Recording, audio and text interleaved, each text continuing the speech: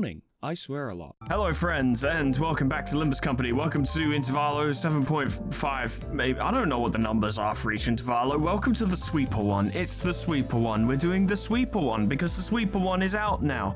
I'm trying something slightly different with my audio setup, so if it sounds shit, you know why. And if it sounds exactly the same as usual, it's about accurate. You'd be surprised how much you can fiddle with your audio and either have nothing happen or have the entire thing break. Like, it's all or nothing with audio. I'm gonna do an extraction first, though, because this Ryoshi looks fucking... but there's a lot of resources, and do I want to... Kind of. Yeah, kinda. Yeah, I do. It's always going to be something more amazing just down the road, so may as well just go for it whenever. If you just hoard your shit forever, you're going to be bored all your life. Fuck it.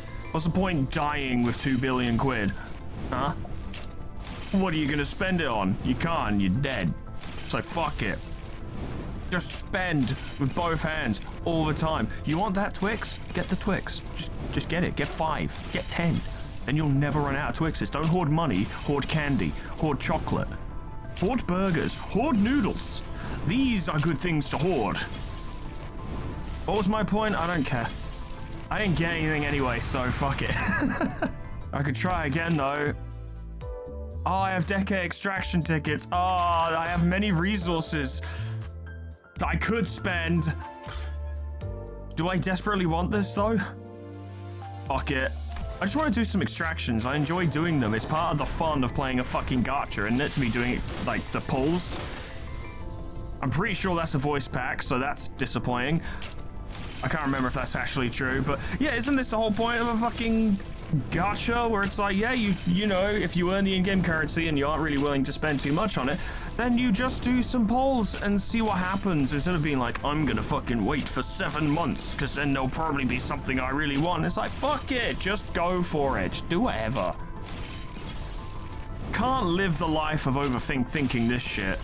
명령만 내리는 건 취향이 아니다만 큰 누님의 부탁을 받고 내가 왔다. 얘 리카르도가. My hair. My coupons.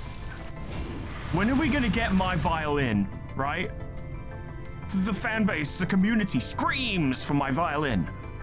That must happen, needs to happen. And it needs to be, if you lose with, I think it's Hindley. If you lose with Hindley as your fucking announcer, he needs to scream my violin. He has to. It's so crucially important to the character, the setting, the innate, deep-rooted lore of the entire game, and indeed across all 3 games. The whole saying is that we hear Hindley scream my violin. It's super important, and I promise it's not just because I want to laugh. I swear, I'm an adult, don't worry. It's not about me, it's just all about me. Ooh. 슬픔에 흔들린 마음은 이렇게 터져버리죠. That's the first time I've heard Honglu distressed. I dare say, apparently, isn't this the really good one? Yeah, this is one I was supposed to use for my my tremor team and never did. There you go, good stuff. Ooh, and something else. 아직 정해진 시기가 되지 않았으니 이 고탑 정도는 끝까지 태워도 되겠지. It's the thing that is part of this thing, and I got it. That's a cool fucking Ryoshi. Rocking the samurai vibe. Oh, Ronin vibes, I should say. Ronin vibes. Now, I don't know what it's actually based on. It might not be going for that at all. I understand that 100%. It's just a first impression. First visual impression. I'm like, yeah, you know, I see the rags and the katana, and I'm like, yeah, that's a fucking Ronin. Cool, I won't spend anything else. I got what I wanted. Let's have a look, just quick. I'm not going to be using the full stop Blade Lineage team yet because they're not leveled up yet, but the full stop office are both level 50. I just need to level up Blade Lineage. I'm getting there. I'm excited to do that. I do kind of want to save that for Kanto 7 rather than the build up to Kanto 7. Target's Tremor, deal the sum of Tremor potency and count on target percent or divided by 2% more damage, max 20%. Trigger Tremor Burst, reduce count, sure. And when it does that, you do Tremor Burst, inflict offense level down and defense level down. So I'm guessing the idea is that you just use this to apply a shit ton of damage once your opponent has gotten a shit ton of Tremor. Without seeing it at, like, you know, level 3 or higher threat spins or what have you, it's hard to say at this exact moment. but cool, decent. Nothing too complicated, certainly. A pretty basic concept. Ryoshu. Is this a pride passive by any chance? No. If this unit has Strider Mao, deal 5% more damage, and it's a rupture identity, it does rupture. I'll gut you with a curse engraved blade. Oh, I believe it. Blink step as written. Gain 3 Strider Mao, gain 5 haste. Strider unleashed, gain 3 Strider Mao. Delightful. Okay, that's fun. I appreciate that. I do want to try and build a Rupture team that isn't just my 7 association identities at some point. You know, a Rupture team I, not in general, but I might actually be able to get some decent Rupture out of. That would be fun. I'd like to do that, and it'll be using identities like that I think might make it happen. I don't know. I really haven't researched Rupture identity, so I probably should. Anyway, Nocturnal Sweeping. Them's a lot. Hang on, there's a witchy figure over there. I see that. Who are they? What's their deal? Okay, well, you know, I can surmise, I can wonder. Or we can celebrate a Happy New Year. Oh, Dante, any idea where that leftover cake from yesterday went? I'm pretty sure you ate it. No idea. I mean, why would I know? I can't eat. Oh, did Donkey already get a pause on him? Brody rubbed her tired eyes, muttered something about how we should have partied in her room instead, and stumbled to the back door. The New Year's came swiftly to the inhabitants of the bus after the various incidents at the LCE. The sinners all came from different backgrounds and parts of the city, but annual celebration for New Year's seemed to be a thread that connected their cultures together. They began floating the idea of a New Year's party and... Excellent, that permit me the honor of hosting this banquet. With her usual overdramatic boast coupled with a familiar twinkle in her eyes, Don Quixote declared that there would indeed be a New Year's party, and thus it was decided. It's not up for discussion, and attendance is mandatory. Again, after all the hell we went through with the back door and whatnot for the out-of-season Christmas celebration, Heathcliff... Yet, I must insist, for it was but an effort to decorate the bus, the intent quite divorced from the act of celebration. Don Quixote glanced at Sinclair, sheepishly scratching the back of her head. Huh? Oh, don't worry about me, really. Well, 'tis true that mine actions hath brought thee quite the distress, unintentionally, I might add. Thus I ask thee, wouldst thou not agree that a communal event to mark the occasion might freshen both our spirits and bodies? I can't even begin to imagine her amnesiac self, even taking a moment to give a damn about how Sinclair might take it, but I guess with memory came tact. See? Character progression. You know, it's our first New Year's together. It sure is an occasion for a celebration, huh? Gotta hear that bell go ding to really mark the transition to a new year, right? It seems that we shall be welcoming the first light of the new year in company of one another. This is indeed a cause for celebration. Bowl and noodles before the last night of the year fades. Classic. That sounds good. I should do that. Well, I don't need an excuse to eat noodles. There's such bubbling enthusiasm from ye warmeth mine own heart. Forsooth, the grandiosity of this banquet should be one for the books. Fireworks most brilliant, enough delicacies to... Karen, when's our next stop? Murphy will be running non-stop for 3 days at least. Only dum-dums stop on a fast road. So she says. Virgilius muttered with his usual sardonic edge, one fist under his chin. Fie. For next year's celebration, the banquet shall be prepared ere the promised hour. Don Quixote's idea of a grand banquet depressingly fizzled into nothingness. But Rhodia brought out the cakes and cookies she'd stashed in her room so we could at least hold a small celebration for the New Year's together. That's nice. That's really nice. Not to talk shit on Rhodia, but I wouldn't have expected her to share. It's a minor gesture, but it's actually a rather significant gesture. After that, we all stayed up together, watched the New Year's first sunrise, briefly paint the city in gold, then retired to sleep. When everyone woke up, rubbing their tired eyes, the world outside the bus had completely transformed. Whatever it is absolutely fucking massive. There was a behemoth of a structure, bizarre in its presence and its walls seemingly made of gargantuan steel plates.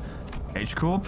The sinners began to voice their surprise, appropriately so, as what came into view was different from any of the nests we'd passed by on our journey thus far. I'm a moron. I'm very stupid. Of course it's Chinese themed. It's Honglu's fucking Kanto location. Like, we're fucking around for a bit before we go to do his thing with the Golden Bough and such. Look, I'm having to split my attention at the moment between the ongoing narrative of Limbus and the narrative of In Stars and Time, and they're both quite complicated. So there's only so much space in my aging, sleep-deprived brain to constantly store details to be able to summon at a moment's notice. Is that massive structure all one building? Whoa, is the whole thing in... Oh, ooh. It'd be like, so it's like a city inside a building. That's fucking rad. If that whole thing's a nest, then where the hell's the back streets? That's big enough to cover H-Corp's territory and then some. Well, there he goes again, asking dumb questions without ever taking a peep at the guidebook. To be fair, none of us do. So, that's not the nest. That huge box you see over there, that's District 8. Oh. We call it Hongyan, the vast garden here at H-Corp. The nest lies within the center of the structure and the back streets without. So they squeeze the entire population of this district in there. Do they not get a ray of sunlight all year round? Oh, well, at least they won't have to worry about the rain. Always rains in Britain. Oh, prithee, avail me a sight as well. As the sinners began to gather one by one at the other side of the bus, stirred awake from their late night's rest, I felt my gaze drawn toward Honglu, who may be somewhat aware that his time has come. Or is coming, anyway. I looked for signs of concern or distress on his face, worried. It wasn't exactly something unique to Honglu, but the stories about his past home life we've heard throughout the year, whenever he felt like sharing them, were all consistently and terribly depressing, and strongly imply that when we go to get the Golden Bough at his location, we're going to be in constant danger. And not from a meta-narrative, well, of course we're going to be in danger, it's a video game / story, but more of a, there's literally logical reason why we would be in danger because his family's constantly trying to kill him. Oh, it's not such a bad place once you actually try living here for a while. But his lips, ever so slightly curled upward into a kindly and relaxed smile, are making the same expression as ever. An expression that hasn't changed at all since our first meeting. Maybe it's just a cultural difference, kind of like how Honglu can be so nonchalant about things that should give most people pause, but... Actually, no, I'm not helping anyone or anything by entertaining these thoughts. My job at this moment is to keep a close eye on Honglu, more so than usual. And if the time comes for me to help him, as the manager, I'll give it my all. Besides, well, this thing's even bigger up close. Verily, I carry no recollection of a structure so grand, even in past adventures of mine. If my efforts aren't enough, I know I can trust the sinners to lend me a hand. And people like Honglu, so it'll probably be alright. Rather than with Heathcliff, where during his canto, they all just took the fucking piss out of him. Some of the most utterly and unnecessarily savage roasting before we actually got to Wuthering Heights. My god. Hey, let me see too. I collected my thoughts and approached the sinners, who were flattened up against a glass window to get a good view. And lo and behold, it was a big box, which people live in. A nice box from the looks of it, but you know what? It's the sea, so it actually probably sucks. At least I'm getting paid to be here. The duel? So soon? A duel? So soon? We just got here. Oh yeah, we're not using this team, we'll fucking die. Until such a time comes as we're able to roll out the full Stopblade lineage, we are sticking with Kurakumo, absolutely. Once we left the bus... Oh man, I can't believe we had to get off the bus here. We have to make a formal complaint against H-Corp for this crap. What the hell were they thinking, doing shoddy construction work at the entrance of the highway that leads straight into the nest? Oh, I'm sure they'll listen, Ishmael, if you go in there with your little professional complaint. I bet they won't immediately throw that in the bin. Or the shredder. Many causes there may be to such construction projects, yet perhaps an early warning sign ere our approach to the site would have been a sensible addition. Were it not for young Charon's most valiant drifting, I shudder to even imagine the terrible possibilities. It would have been a most awful end to an adventure. But I'm not just going to gloss over the fact that Charon drifted the bus. Straight up drifted it. The Fast and Charon 2 Hongyan Drift. I'd watch it. It's no surprise that the sinners all had a piece of their mind to speak. As we drove up to the entryway, we unexpectedly came across a mess of badly put together steel plates blocking our path in the middle of the road. Charon quickly spun the bus around, which meant that everyone ended up being thrown about like ragdolls. Cue the Gmod ragdoll sounds.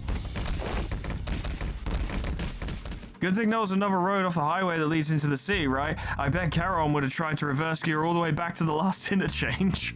Would have been pretty hyped though. But looks like we'll be going through all these winding alleyways to get to the nest.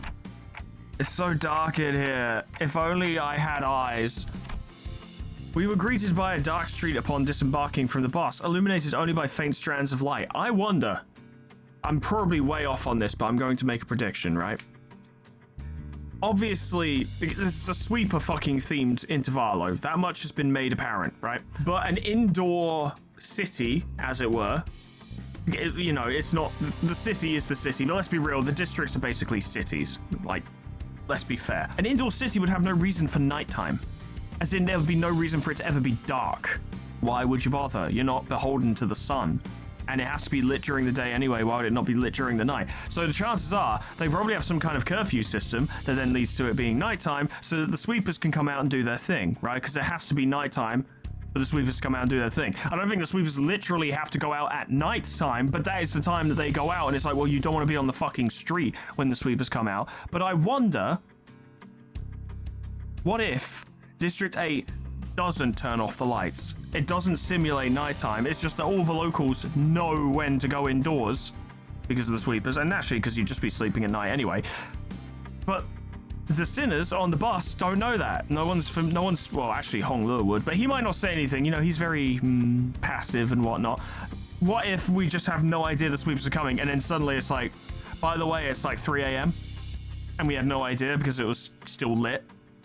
And then the sweepers just come down the road. I hope there is like a quote-unquote last stand fighting section against the sweepers where it's like a proper long, arduous fight. I don't know if they'll do that, but I fucking hope they do. Because I've always... It's weird. I guess it's the kind of person I am. But ever since I heard about the sweepers doing that, I always, like, just cleaning the streets in an innumerable swarm, I always wanted to have there be some kind of section where a collection of characters attempt to fend off that wave. Literal wave of sweepers. Likely futilely, like there's no way they'd ever be able to do it, but I've always wanted to see that. I don't know, I've always been a big fan of valiant last stands against innumerable numbers. That's why I like the last spell. And XCOM, I guess, to a degree. Yes, the theming is correct. And Lord of the Rings, of course. We were I don't know if I read it already, I'm going to read it again. We were greeted by a dark street upon disembarking from the bus, illuminated only by faint strands of light. It was immediately obvious that we found ourselves in the back streets of H-Corp. Looked pretty impressive from the outside, but it's no different from the other back streets inside, eh? Yep, it's a familiar sight, gotta say. It's getting real old. Every city you go has a massive section of poverty, go figure. I ask thee, is the nest of this district shrouded in such darkness as well? No, these particular sites are limited to the back streets of District 8. The back streets of this district weren't very different from the other ones we'd visited in the past. People hurrying through the streets as though they were chased by something, people scowling and glaring at the ground with some sickness or discomfort, scenes all too common in every corner of the city. There was one thing about this place that stood out from the other districts, however. That kind of reminding me of the former G-Corp soldiers back in District 4. Oh, that's a pull. Whoa, what do you mean? You mean those fellas? The growths on their flesh appeared too organic to be prosthetics. Some of them had odd protrusions or nodules bulging from their skin as well. Not at all, Manager Bud. Look, they haven't all mutated in the same pattern, like into an insectoid form, for example. Well, I guess I should commend you for not looking at them through a biased lens. Congratulations on not being allegorically racist, Dante. Well done. You are observing the aftermath of District 8's distinctive method of treatment. Oh? Oh, so this is where the rumors about that bluish healing ointment came from, huh? Apparently they can cure any flesh wound after just one night dressed in bandages. Wait, so we have two districts known for its healing tech? So H-Corp and K-Corp must be at each other's throats. Surely. It seems that certain misconceptions must be addressed. Ahem. They are the variations of H-Corp's singularity, the bolus. The bolus? I don't know about that. Aren't the Bolus those short guys in Mass Effect? It's the Volus. I don't know how many people I was expecting to get that joke. She is likely referring to medicines brewed and kneaded into ball-shaped pills. Correct, H-Corp, or the Hongyan Bioengineering Group, mainly manufactures boluses that contain essences of treatment. Yeah, I've heard of boluses in, I want to say Elden Ring. I saw boluses. And I just was like, wow, that's a word I've never seen before. And that was kind of the end of my thoughts on it, so it's weird to see it pop up again. The boluses may be taken orally, ground with water into a paste and applied directly to the affected area, or dissolved in water, soaked into bandages, and wrapped around the necessary area for treatment. Well, it sounds like the city has done away with suppositories, so let's be real, how bad could this place actually be? I've never had a suppository. I don't want one. I guess rumors transform as they travel. Oh, I see. I was just thinking about how they do things back at the K-Corp. Yeah, because it's like almost the same thing, basically. The focus of K-Corp's technology is the reversal or recovery of one's conditions. Returning to the original state is the key word in their treatment. Okay, so distinctions that to the consumer have very little difference. They do have a difference, but little difference. But in regards to the technology itself, how it functions, how it's made, what the singularity is actually going to be, it's a massive difference. It is no rare sight to find unique techniques and technology developed independently by the inhabitants of the backstreets of District 8 using the manufactured boluses. The treatments are not individually customized for each patient. Instead, that focuses on selecting the appropriate technique from a myriad of choices to address the deficiencies in their statuses. Perhaps one could choose the words transformation or evolution as a more illustrative descriptor for their method of treatment. It's actually the exact opposite of K-Corp. Which is funny. K-Corp deals in reverting something to before it was damaged, basically, and it seems H-Corp deals in evolving the affected area until it's not hurt anymore. Like, it's a weird... I'm gonna have to hear them talk about it more before I can put it into words, but it does seem to be opposite ends of the spectrum, but achieving the same thing, weirdly. So that's what counts as treated? The crowd Sinclair was pointing at certainly appeared unhurt, as none of them were bleeding or walking with a limp, but many of them appeared dazed, staring blankly at nothing, or scratching absent-mindedly at their mutated parts. Ah, they must be the regulars. Unexpectedly, we found our answer not from Faust, not from Merceau, but from Honglur. Gonna take a stab in the dark. I don't think Honglur has interacted with these people very much. The regulars? Yes, I've heard of them as a child, people who've grown too accustomed to visiting the clinics in search of their mystical treatments. The regulars might appear more intimidating than most people at first glance, but apparently all the side effects they've been stacking changes them in strange ways. It is highly likely that interoperation conflicts or issues will arise when applying highly disparate treatment methods to a single body, like cramming too many mods into a single mod list. They all fucking clash and conflict and bounce off of each other, and then the game just breaks. At least it's a cheaper alternative for people who didn't sign up for the life insurance, which probably costs more than several houses. You speak of life insurance. What a concept, right? Yes, life insurance. There's a special insurance option to bring the client back to life upon the event of their death. Oh yeah, this thing that Wedge Office did. I remember. So the irony isn't lost on me, but I thought resurrecting people was one of the head's taboos. The head does not consider the revival via life insurance to be a violation of their non-resurrection taboo because it's good money. It is likely that, on a technical level, this revival is actually categorized as brain resuscitation as opposed to a full resurrection, degradation of its functions considered, of course. It's all technicalities, which, of course, we've seen in play before in this series. Think Angela and Library of Ruina, if y'all remember how that went. Another fatal downside to this technology is that, unlike the manager's clock winding, the subject cannot be brought back if their brain is destroyed. Also, there is a risk of significant losses in the process of information transference. Losses, huh? So maybe some of their mutations could be more than just the side effects of these treatments? It sounds like they would suffer brain damage of some kind. That's maybe too general a term, but it's a rough idea. Maybe, but I heard it takes more than 1 or 2 revivals to change that much. But yeah, but people die in the sea, so it wouldn't surprise me if quite a few people were revived more than once, or twice, or 5 times. I don't think it would take that long to get to the point where you're just a shambling mess. And since apparently people in the backstreets could never even dream of paying consistent insurance renewal rates, so After all, who would sign up for insurance if using its services could reduce them to such pitiful states? Is there any point being resurrected indefinitely if you can't live a decent life? Yeah, they appear pathetic and pitiful to you rich bastards, don't they?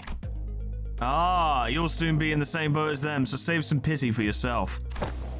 Identify yourself. The stranger's voice cut through our discussion like a foreign instrument. We turned around to find a large group of people who were clearly up to no good, causing trouble in our neighborhood. We got in one little fight and Vergilius got scared. He said, "Dante, have you done your dailies?" You must be the young master of that high and mighty Jia family, eh? I can tell just by looking at your pretty face. Your friends, Honglu? No, I haven't had much chance to get acquainted with people from the back streets, so no, I've never met them before. Of course you haven't, too busy living large, playing gods in a whole different world from us plebs, huh, buddy? I'm so sorry, but you're utterly fucked if you pick this fight. We're kind of in Kurakumo mode at the moment. Not that it matters, we're just here to take the thing you brought here for submission to the family hierarch evaluation. You definitely know what that is. Obviously, everyone does. The what evaluation? Okay, there's clearly been a misunderstanding. There's quite a lot of them. We're not off to a great start here, huh? Man. Actually, no. It'd be a violation of our office's core values to jump them like we're some common thugs. Okay, but you were gonna. You were about to. You were literally in the process of doing that. I, Shan San, third son of the Triax office, challenge Jia Bayu of the Jia family to a duel. Ah. Would it be Bao Yu? I was saying Bayu, but it'd be Bao Yu, wouldn't it? Bao Yu? I have some knowledge of, like, Chinese pronunciation, but I'm far from familiar. So, I have to apologize. What we saw it was Zashi Shun. You know, I kind of fucked that up a few times and probably just fucked it up now, in fact. I'm sorry. Our wager will be that the winner can take anything they want from the loser. Wait, what do you mean a duel? Duel? Cue the Yu-Gi-Oh music. I have heard tell that duels of the honorable fixtures of the Sig Association Eastern branches announced their intent to duel by stating their affiliation in name instead of casting their gauntlets, and the pamphlet the young Ishmael had presented before me earlier presenteth the truth that the Triax office is indeed an office of the East, though they are indeed of a lesser quality. Whoops. 'Tis a true, genuine, accurate declaration of a duel that we behold. So, it's just a fancy way of saying 1v1 me, let's go, innit? I mean, this guy doesn't look too tough. What do you think, Faust? Agreed, this individual does not seem to possess any particularly exceptional skill that may pose difficulties for Honglu, and yet, the character selection screen had us choose all 12 sinners, including backups. I think it's going to be okay. I'll be back in a minute, Dante. You sure this is okay? I don't think you're going to lose against him, but, you know, just in case. No worries, I have some child experience with duels myself. I've done about 10 of them, I think. That sounds about right. So the rich boy's dabbled in some duels, has he? I think you misunderstand. I meant to say that I've done about 10 of them a day. Oh, but grandmother sometimes let me skip them, so it might have been slightly fewer than that on some days. This leads me to believe that Honglu might have been maybe not one of the strongest sinners. I don't know. I don't remember the fucking order of them standing in the checkup. But with that in mind, with that level of experience that Honglu likely had, and probably Rich Boy it augments and stuff, what this says to me is that the overall power level of the sinners before they joined Limbus Company was actually quite fucking high. Like, you know, that's obvious with Don Quixote, but she was touted as being the strongest, and there could have been a massive gap between her and second place, you know, because she's a fucking blood fiend. But it sounds to me like Yi-Sang and Sinclair are really bringing the side down because they're not combatants. They weren't trained and raised to be combatants. Sure, Sinclair came from a wealthy family, but I don't think he'd had many augments, if any, because he was scared of the whole prosthetic thing. Yi-Sang was literally just a researcher. Just something to think about, I suppose. It doesn't really matter now, but I like thinking about it. What? I, Honglu of Limbus Company, no. I, Bao Yu of the Jia family, accept this duel. Honglu stepped forward confidently as the opponent was processing what he just heard. It's like picking a fight with someone at the pub and they're like, all right, make it quick though, I've got taekwondo practice after this. And then you're like, oh, how cute, you fucking take lessons. And then the person you're fighting is like, no, I teach the class. You're like, ah, fuck. For a moment, Honglu stood there in a stance that did not express even a hint of aggression before curiously cocking his head to the side. Sorry, are we waiting for something? Oh, so I always let the opponent get the first two moves in duels. Please, don't hesitate. Let me. Oh, you. He's rich. Your cocky pride shall be your downfall. The man who introduced himself as Shan San leaps toward Honglu, then, after about a minute. How is this happening? Because Honglu fought like 10 duels a day for God knows how long. Wow, that dude's fucking dead. Nice axe, though. It's a cool weapon. I dig it. Unlike Shan San, who was throwing punches and swings with boiling hot passion, Honglu was effortlessly gliding between his opponent's strikes like he was out on a picnic, as though this was but a leisurely stroll through a garden. It's interesting because now you have to wonder, like, at what point would Honglu actually be upset? What would upset him? What would stress him? What would concern him, as it were? And I think it's going to be stuff that the rest of the sinners wouldn't really struggle with, or maybe not struggle with very much, but it'll be much worse for Honglu, just because it's stuff he's not used to. But then again, he has such a water off a duck's back mentality to stuff he's not familiar with. Like, he literally had someone of the quote-unquote lower class come up to him, start shouting at him and threatening him, and he didn't give a fuck. He truly did not care. So, I don't know. Honglu is the hardest character of the roster to read, I'd say. There are probably other contenders for that role. You know, Merceau is like a blank slate, but I find Honglu to be the most mysterious, at least at this exact moment. Whenever Shan San threw a powerful punch, Honglu redirected it to the side with ease, the fist only grazing his clothes. We were mesmerized by the feathery light movements of his hands and feet that effortlessly glided through the air, until after one blink and you'll miss it moment, we realized that Shan San was already face down on the ground, defeated, and bleeding profusely. Oh, young Honglu, hast thou been concealing thy full strength in our presence? Oh no, I wouldn't say that. I always put my all into every fight. Yet to defeat this foe so soundly, to dance with such grace between his strikes, as 'twas as though thou wert dueling someone whose skill may only measure against a child's. But most of our fights happen in environments with a lot of variables, and we usually fight against enemies with all kinds of unexpected weapons and powers. So that's the thing, Honglu is a duelist, as such. And that's a very different skill to fighting as part of a squad, or a regiment, battalion, army, whatever you want to call it, part of a group. It's a very different environment. It's like how, I don't know if this is true because I've never really seen or had first-hand experience of it, but like MMA fighters and boxers and stuff don't do well in street fights because it's entirely different. You read him. Already familiar with that fool's moves. Oh yes, one of my Biwa instructors, I don't know how it's pronounced, used similar techniques as this gentleman here. Practice makes perfect and perfection makes an expert, right? Oh, it's so nice to be rich. Right, but I'm not sure if that's entirely relevant here. How you doing, Shan San? You were bleeding a lot after that fight. I actually thought Honglu had killed you. Well, anyways, looks to me that he soundly kicked your behind in this duel. Let us through, why don't you? And preferably not do the thing I think you're about to do, which is call in your mates and have a big scrap. This duel wasn't overseen by a notary office anyway, and our employee's not gonna let this failure slide if we just leave. Don't just sit there, move your asses and jump them. Pathetic. I can kind of see how we're becoming experts at getting jumped. With the bitter cry of the defeated, his gang rushed towards us. Now, they won't be making noise much longer, let me tell you.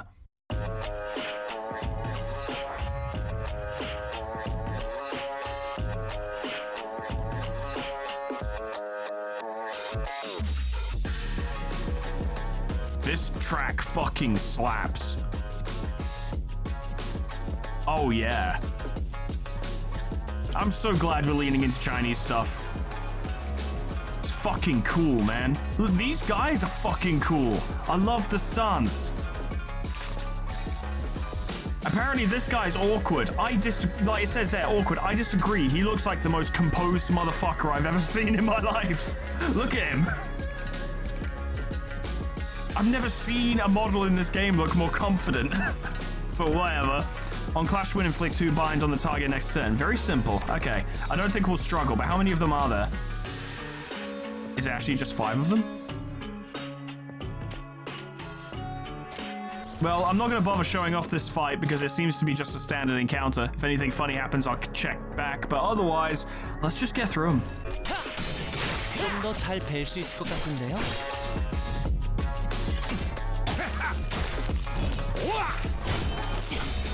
다시 먹지. 이 피었잖아. 놈 나와.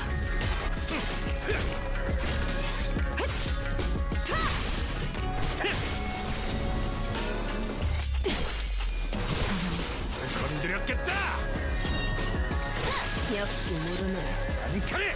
나가서 싸워. 거참 재미없게. That is like the smoothest fucking beat this game has ever had. It sounded fucking amazing with combat. I love that track. It is so fucking smooth.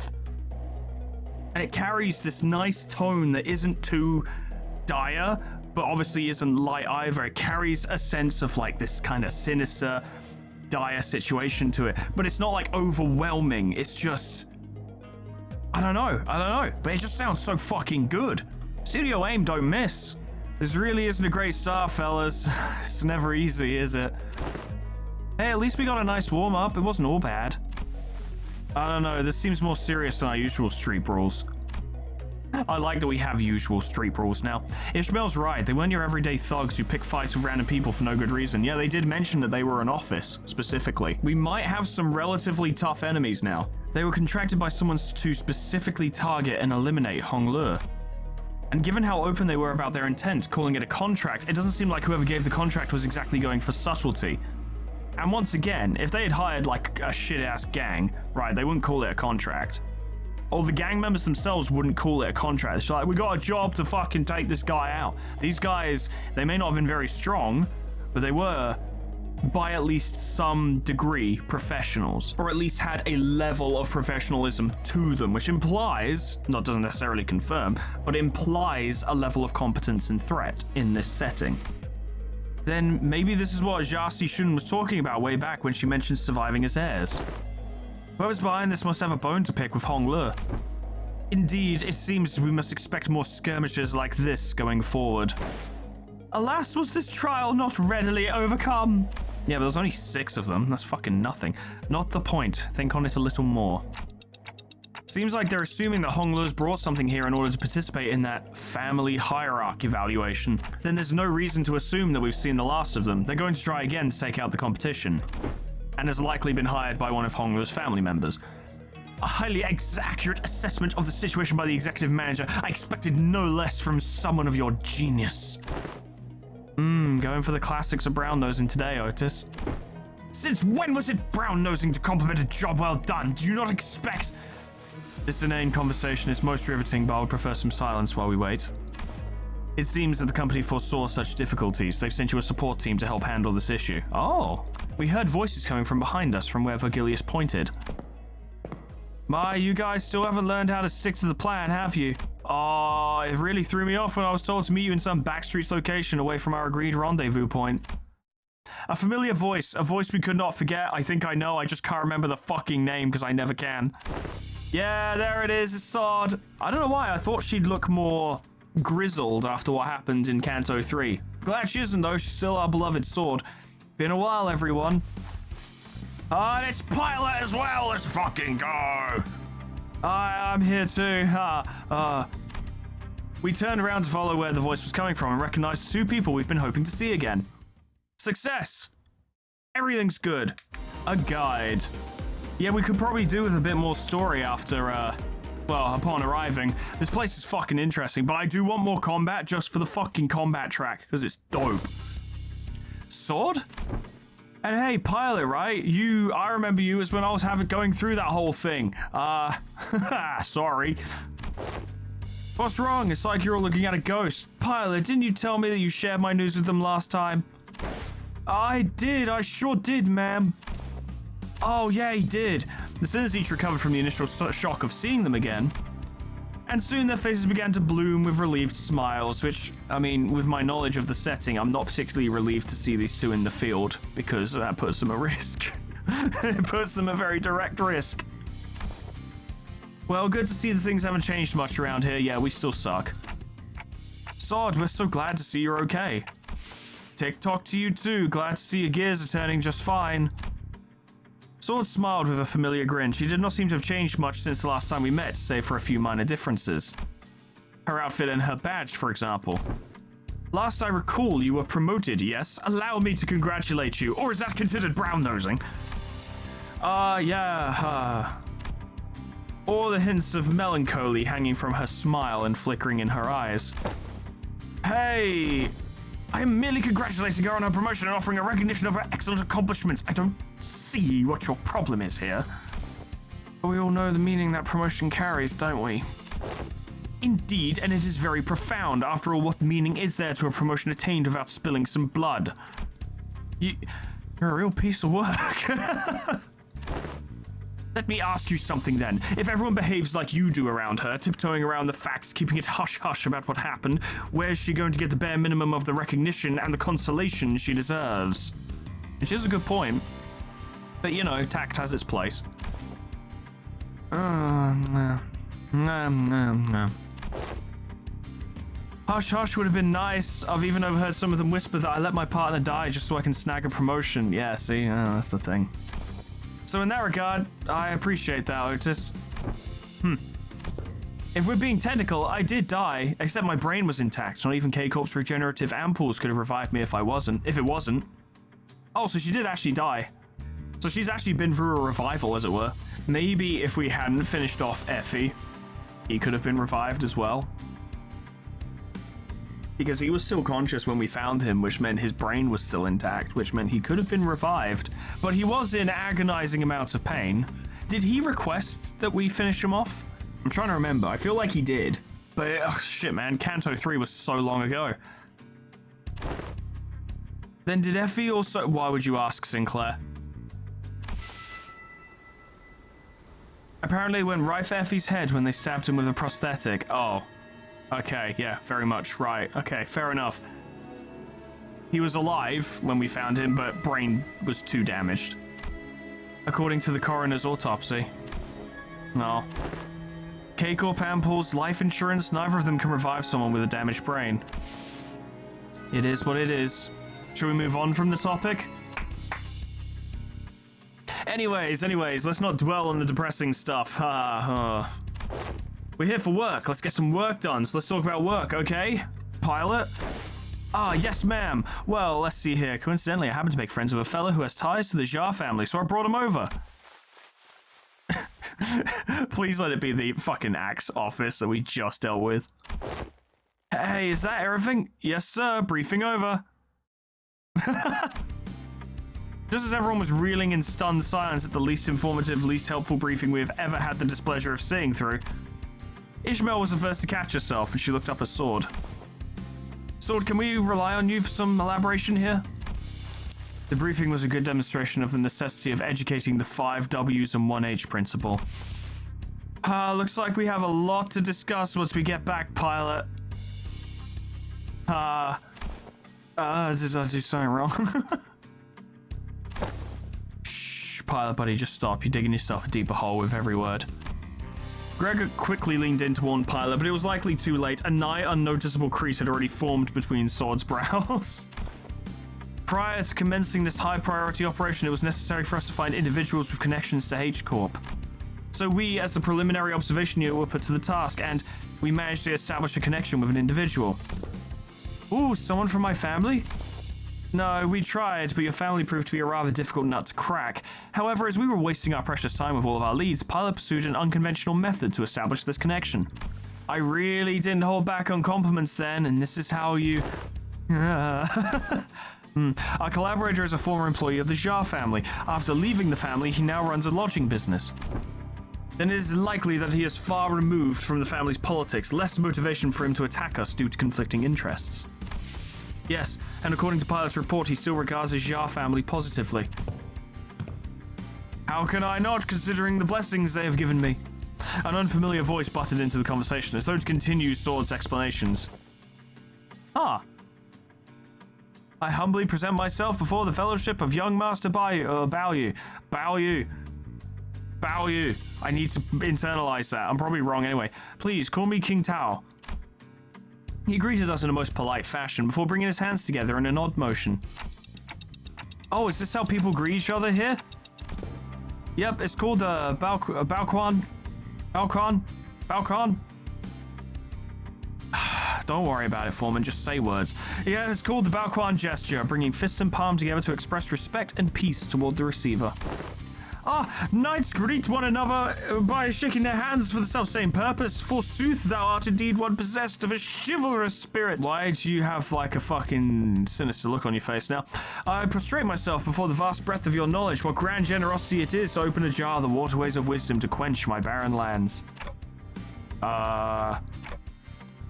Something feels familiar about this. Nah, she's been getting less and less verbose with bootlicking these days. Not like this guy, for sure. That's true, he's kind of like... How should I put this? Bit much. What are you guys talking about? Communicating only by the sound of ticking clock. This is something I'd already known ahead of time, yet... What a most curious exchange to behold in person. Brief this journey may be, yet I shall find myself thoroughly entertained in its entirety. Ha ha. Okay, I see. Maybe it's the subtle sprinkle of disrespect that reminds you of the usual flavor. Wait, is this about me? You dare? Was all that bootlicking she did supposed to be a source of pride for her or something? Otis shook her head with clear distaste and strode toward me. We are nothing alike, executive manager. Never have I once said such empty flattery in your presence, filled with nothing but hot air and superlatives. I'll leave the guidance of the backstreets to him. Well, it looks like this is where... Sword fell silent, her eyes lingering on Virgilius, who stood somewhat apart from the rest of us.